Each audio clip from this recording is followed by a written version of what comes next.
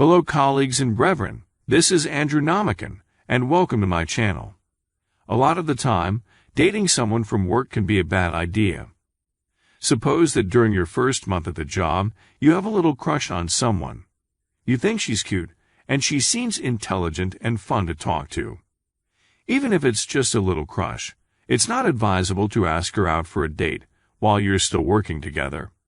Dating a coworker creates a conflict of interest. First of all, ask yourself some questions. Do you like her? Do you think she likes you? If the answer to either is no, then quit now.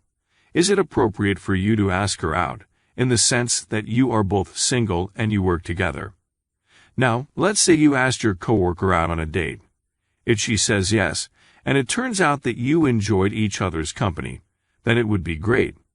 But if she turns you down, then it creates an awkward situation where you are stuck with each other's presence 40 hours a week. If the two of you pursue a relationship that ends in a bitter breakup, such as something that involves cheating or worse, cheating with a third coworker, being coworkers will make it very difficult for you to go no contact with her and her with you. People do find romantic partners at work all the time. How does that happen? Someone who meets a coworker and finds them physically attractive might conclude that they have a potential romantic partner on their hands. In fact, what they have is a potential friend, drinking buddy, or tennis partner, which admittedly can lead to a romantic partner. If you're looking for a job, you're probably looking for more than just a job.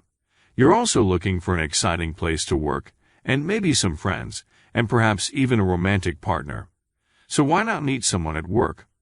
Before pursuing your crush at the workplace, please remember that business relationships are different from other relationships. In a business relationship, people try to make money from each other. So if your boss asks to take you out to watch your favorite movie, she is probably not interested in you as a boyfriend. She is perhaps trying to use you to advance her career or make you agree to spearhead a project that no one else in the team wants to. If a coworker wants to lunch with you, she may be after information or influence that she can use at the office.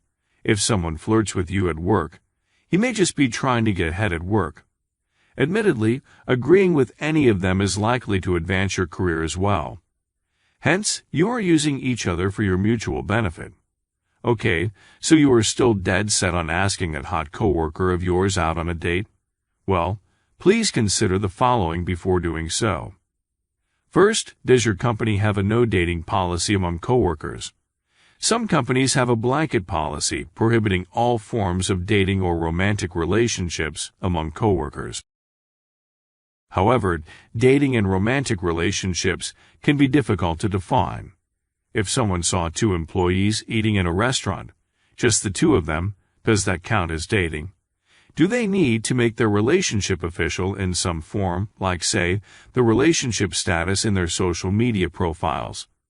If the policy is ambiguous, the key is to find out how the company dealt with the violations of this policy in the past.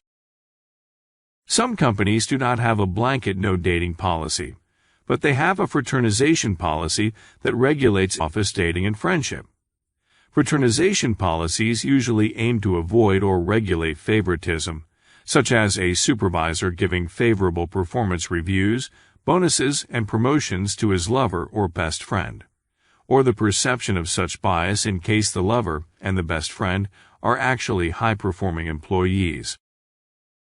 The provisions on fraternization policy are usually more specific and detailed, so it is wise to review them first before you ask that hot coworker for a date. What if your workplace has neither a no-dating policy nor a fraternization policy? A useful analogy here is to look at your organizational chart like that of a family tree. Your direct supervisor is your parent, and their boss is your grandparent. Your direct subordinates are your children, and your peers reporting to the same supervisor as yours or your siblings.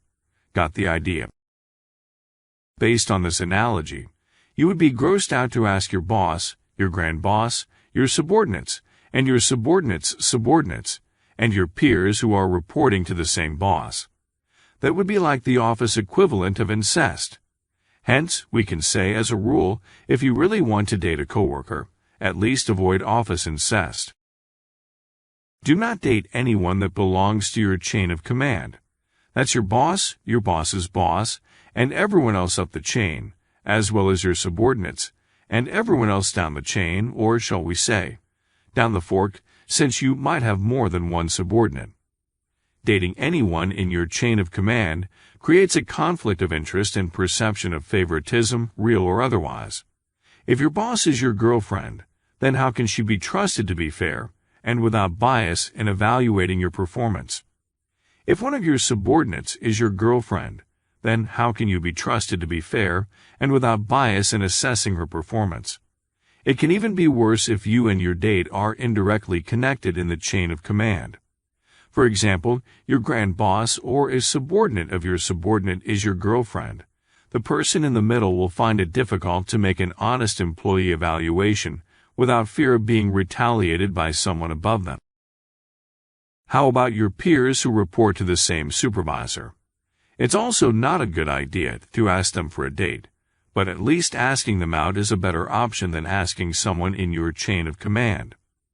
The main concern here is that you work closely with them, and thus, what will happen if the two of you break up in not so friendly terms? You still get to see them 40 hours a week and need to constantly communicate with them, regardless of how you feel towards each other. Depending on the nature of your work, there are also certain employees that, even though you are neither in the same chain of command nor under the same supervisor, it's still not a good idea to date them. Do you always work with this person to do your work efficiently?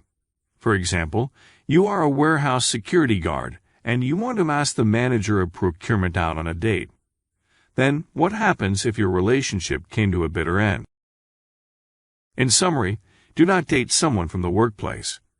However, if you cannot help it, or there are no other ways for you to meet eligible baccalaureates, at least avoid certain coworkers as potential dates.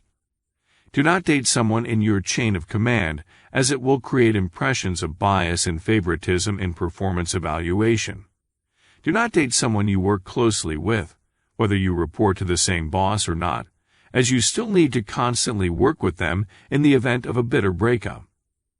This is why it is very important for men, and for adults in general, to have social circles outside of work, a social circle that you meet only once or twice a week at most.